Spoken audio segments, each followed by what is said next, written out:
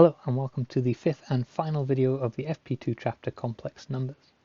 Very quick starter on the screen because we've got some long examples again in this video.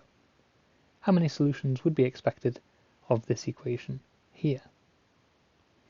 I hope you remember that a polynomial of order 3, you would expect 3 distinct solutions. We'll come back to that in a few moments. In this video, we're going to find the nth roots of a complex number. We'll use de Moivre's theorem again, slightly adapted. So we know, as we just did in the starter, that a polynomial of order n has n roots. And this is true even of something like this. Whereas with real numbers, you would just say x is equal to 1. You wouldn't worry about the fact that there should be 5 distinct solutions to this. And if you were worried about that, you would probably write it like this instead, indicating that complex number solutions were acceptable.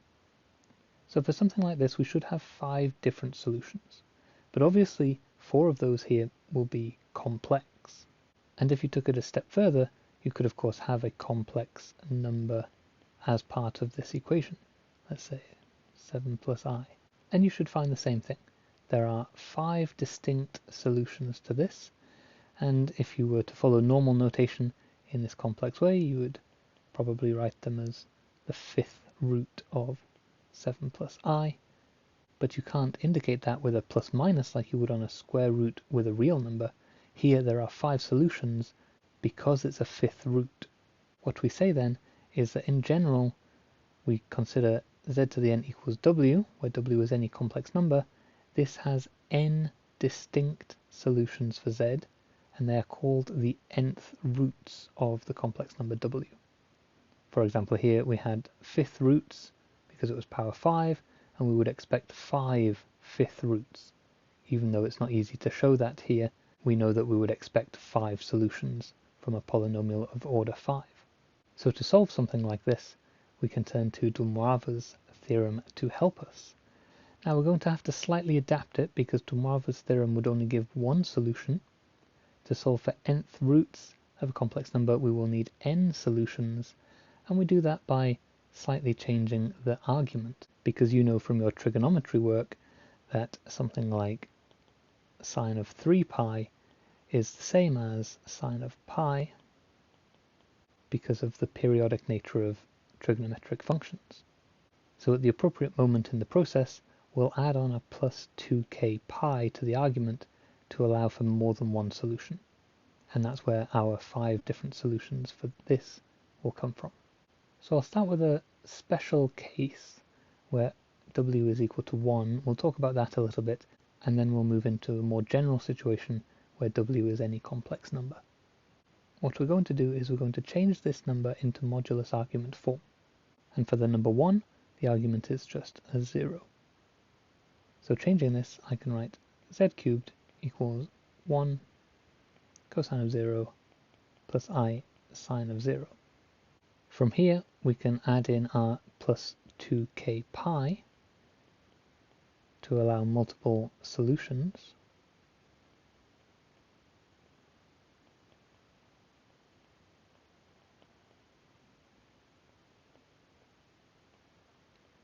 And then what we do is we bring this power on the other side. So we invert this, we can do a 1 over 3 on the right. So that was z cubed. This will now be z. Put big brackets around all of this. We're going to have lots of brackets here to keep this accurate.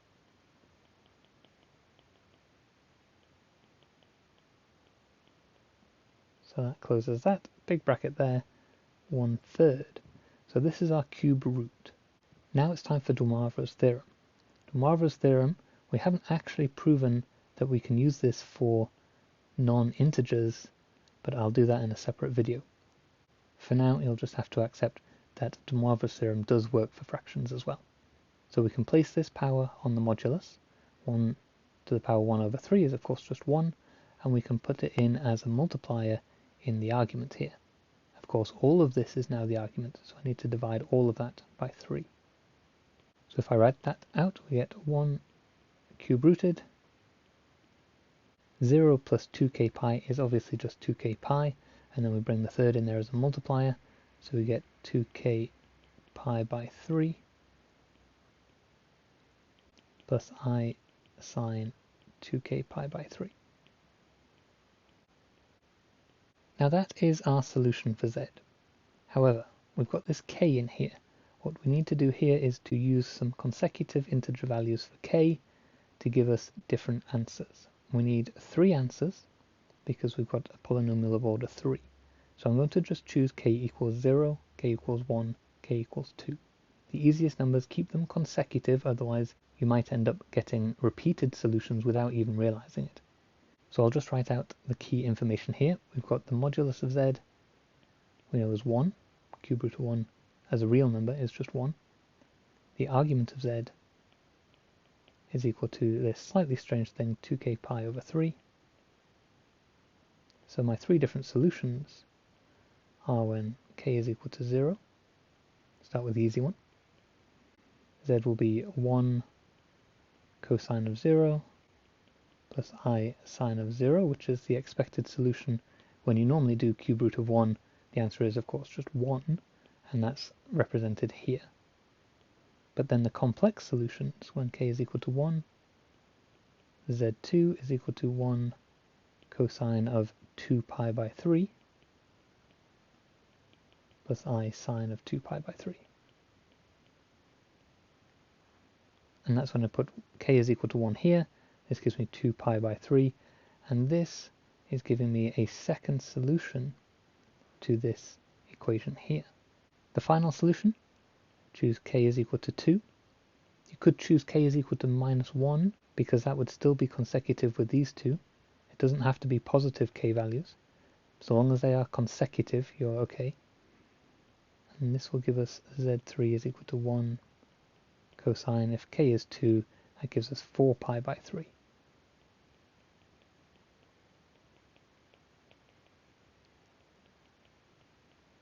And the reason I mentioned about using k is equal to minus 1 there is because you might notice here we've stepped outside of our minus pi to pi range for the principal argument. Sometimes a question will require you to put it into that range, and you can either do that instead of using 2 here, balance this 1 with a minus 1 and build your solutions around 0 in the middle, or you can just go ahead and do this, and then if you need to, take off 2 pi here. So if I want to do that, I could just now take off a 2 pi. 4 pi by 3 minus 2 pi is minus 2 pi by 3.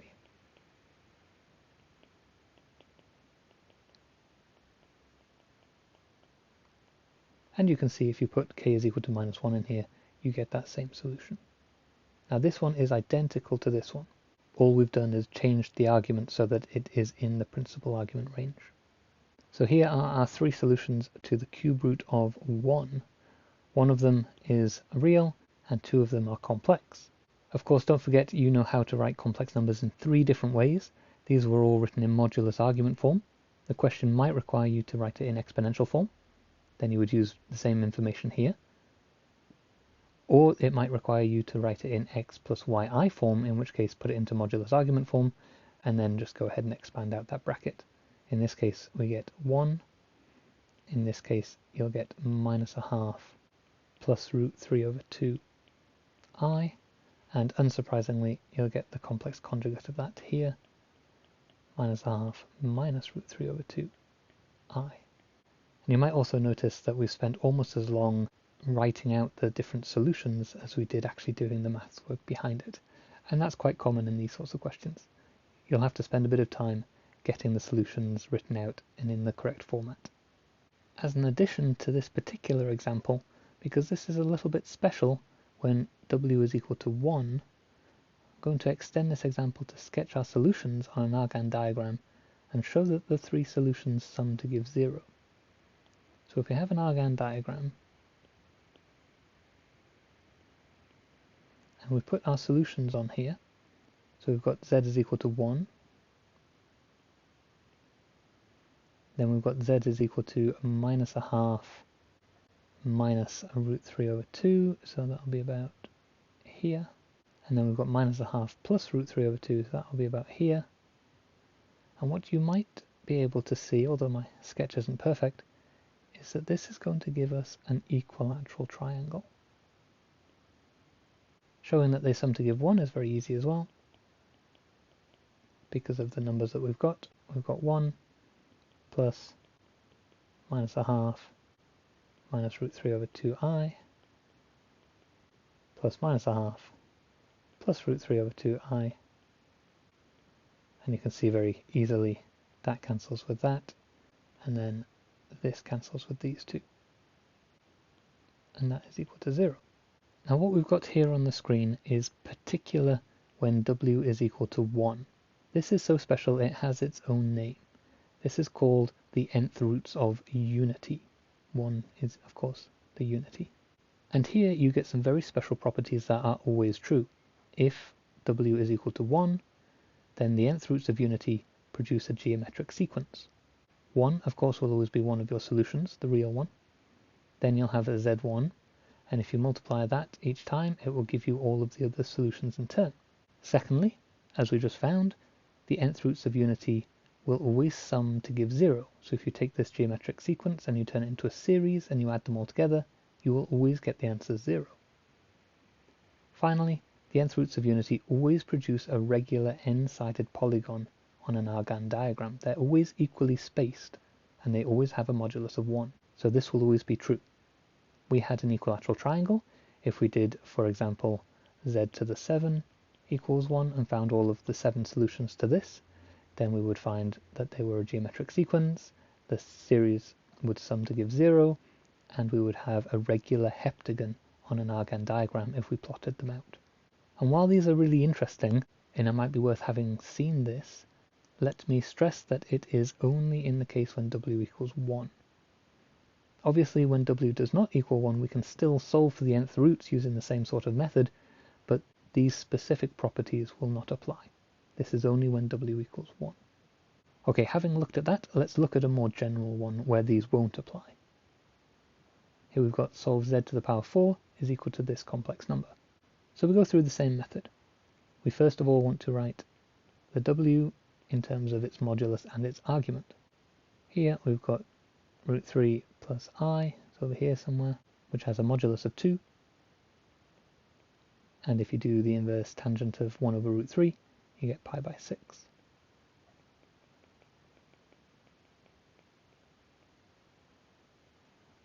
Then we take the power on the other side to give us all of this thing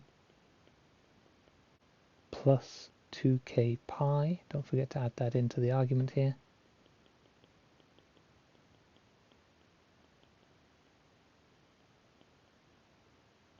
All to the power of 1 over 4.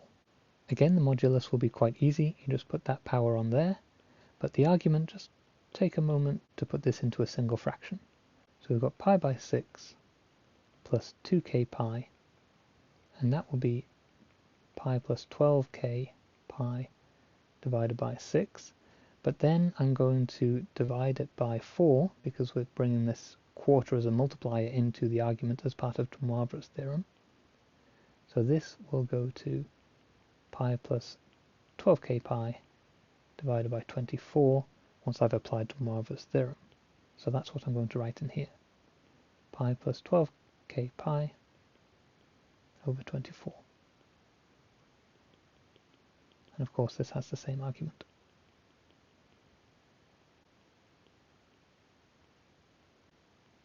So we added in the 2k pi in order to give multiple solutions, and we've applied de Moivre's theorem to give us this statement here.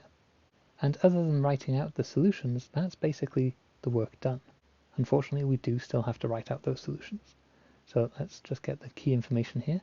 The modulus is 2 to the power quarter, the fourth root of 2, and the argument of z is pi plus 12k pi divided by 24. And here we are going to need 4 solutions. So again, you just use your systematic approach. K is equal to 0, k is equal to 1, k is equal to 2, k is equal to 3. And again, you could use some of these as negative numbers. Instead of 3 here, you could have had k is equal to minus 1. So long as it's still consecutive, then you won't repeat your solutions. What I prefer to do is just use these and then adjust the argument at the end if I need to be within the range minus pi to pi. So let's get these written out. Z1 is equal to 2 to the quarter cosine, when k is 0, we get pi by 24.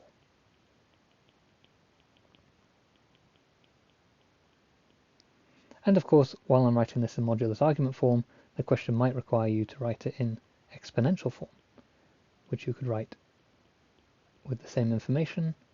You would have pi I over 24 here, whichever way you need to satisfy the question's requirements. Z2, when k is 1, gives me 2 to the quarter cosine 12 pi plus pi is 13 pi by 24, and that is still within the minus pi to pi range, so I don't need to adjust that. Third solution, 2 to the quarter cosine, when k is 2, we get 24 here, plus 1 is 25 pi over 24. Now that is outside the range, 25 pi by 24. So if the question did need you to have it within the minus pi to pi range, you would need to change that now into minus 23 pi by 24 by taking off 2 pi. Let me do that.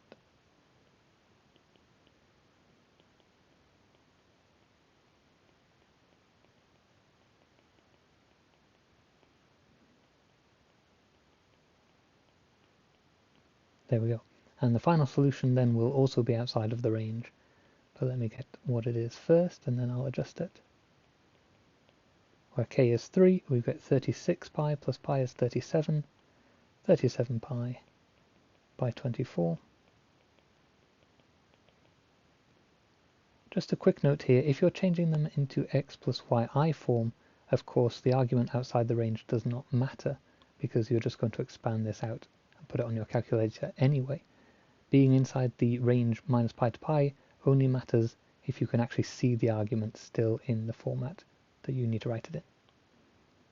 So here we would write this as minus 11 pi by 24.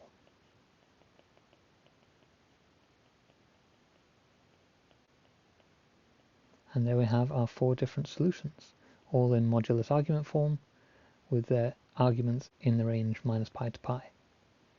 If you wanted to exponential form, or if the question required it, you could change them all like this, or if you needed x plus yi, expand the brackets, stick it on a calculator, and get that. If you like systematic methods, here is the method we're using. Arrange to give this, and then change w into modulus argument form, add 2k pi to the argument to allow for multiple solutions, move the power to give a fractional power, and then apply de Moivre's theorem with that fractional power. Choose consecutive values of k, whether you prefer 0, 1, 2, 3, or if you want to go into negatives, as long as they're consecutive. And that will give you the argument of n distinct solutions. So of course you're choosing n values of k according to how many solutions you need. And then if you need to, of course, put it into the correct range. If you don't need to, don't bother. Then write the solutions in the required form, either modulus argument, exponential, or x plus yi.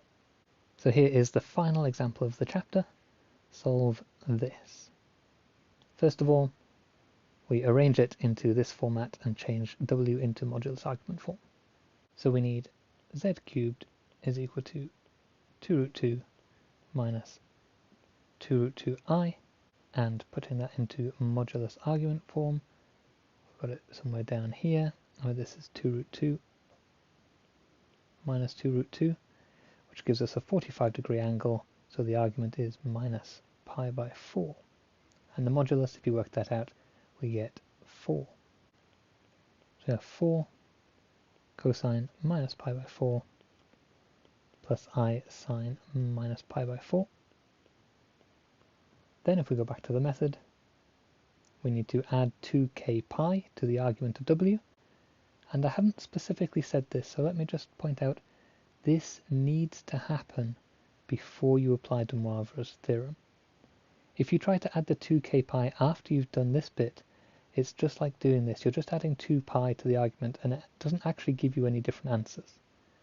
Putting this in before you then apply de Moivre's theorem means you've put it in before your fractional power divides the argument.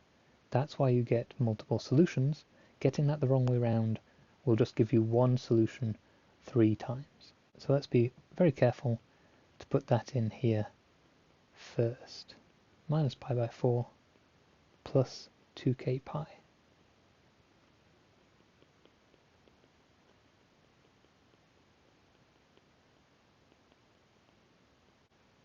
And all of that is to the power 1 over 3. So I've done that before bringing the power down using de Moivre's theorem. And also, I like to combine my fractions, so minus pi by 4, let's do that now, plus 2k pi is the same as minus pi plus 8k pi over 4. When we bring the 1/3 multiplier down then, that will become minus pi plus 8k pi all over 12. So that's the number that will come in on the next line. As I apply de Moivre's theorem, I get 4 cube rooted times the cosine of the argument above.